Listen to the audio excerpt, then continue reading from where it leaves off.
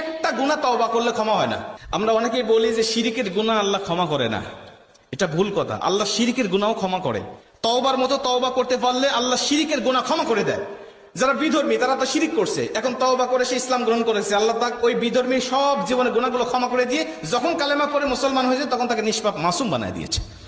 শিরকের গুনাহ তার মানে ক্ষমা হয় তওবা করতে পারলে, কিন্তু একটা গুনাহ তওবা করলে ক্ষমা হয় না। একটা গুনাহ আল্লাহর কাছে তওবা করতে করতে যদি আপনি মারাও যান, আপনার যদি জীবন শেষ হয়ে যায়, চোখের পানি বের করতে যদি আপনার চোখের পানি শেষ হয়ে যায়, তারপরেও আল্লাহ ক্ষমা করে না। বলতে পারেন সেই গুনাহটা কি? বান্দার হক। বান্দার হক আপনি নষ্ট করবেন আর আল্লাহর কাছে তওবা করবেন, আল্লাহ বলে না আমার এখতিয়ার নাই তোমাকে ক্ষমা করার জন্য। তুমি বান্দার কাছে ক্ষমা অপরাধ করেছো, বান্দার হক নষ্ট করেছো, বান্দার কাছেই ক্ষমা চাইতে হবে। বান্দার কাছে যদি ক্ষমা না চাও, আমি আল্লাহর কাছে ক্ষমা চাইবে, ফার্স্ট কাতারের মুসল্লি হবে, কিয়ামত পর্যন্ত হায়াত পাবে, মক্কায় গিয়ে হজ করবে, আমার কাছে তওবা করবে, আমি আল্লাহ ক্ষমা করবো না তোমাকে যতক্ষণ না পর্যন্ত এই বান্দা তোমাকে ক্ষমা না করে। এই রোগের রোগী আমরা অনেক মানুষ হয়ে দাঁড়িয়ে আছি। অনেক মানুষ এই আলোচনা করতে গেলে আমরা ধরা খেয়ে যাই। অনেক মানুষ আছি আমরা বান্দার হক নষ্ট করতে বড় আমরা পটু হয়ে গেছি। বাবা সন্তানের হক নষ্ট করেছে, মেয়ের হক নষ্ট করে। হজ করতে যাওয়ার আগে মেয়ের মাথায় হাত দিয়ে দোয়া করে, মা আমি তোর সম্পত্তিটা তোর জন্য দোয়া করলাম, তোর সম্পত্তিটা তোর ভাইকে দিয়ে দিলাম, আমি তোর জন্য দোয়া করি তোর সম্পদের অভাব হবে না, আল্লাহ তোকে অনেক ধনী বানায় দিবে। আমি তোর জন্য দোয়া করে দিলাম, আল্লাহ তোকে ধনী বানাবে, তোর সম্পত্তিটা তোর ভাইকে দিলাম।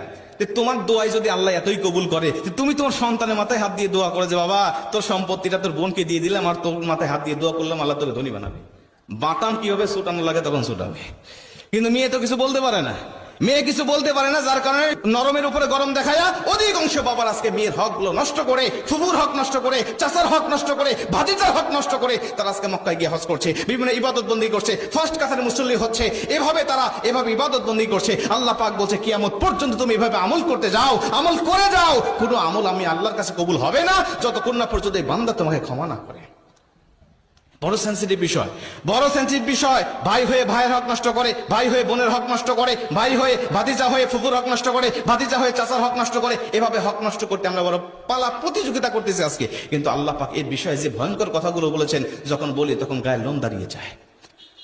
এর জন্য আল্লাহ বলছে 5 নম্বর তওবার শর্ত হলো যদি বান্দার সামনে গুনাহ করে থাকো তাহলে বান্দার কাছেই ক্ষমা চাইতে হবে। আর যদি তোমার জীবনে গুনাহ থাকে অনেক পাহাড় পাহাড় কিন্তু বান্দার হক নষ্ট করো নাই, আমি আল্লাহর কাছে তওবা করো, ইল্লা মান তাবা ওয়া আমানা ওয়া আমিলা আমালান সালিহা ফাউলাইকা ইউবাদদিলুল্লাহু সাইয়্যাতিহিম হাসানাত, আমি আল্লাহ তোমার জীবনের সব গুনাহগুলোকে ক্ষমা করে দেব।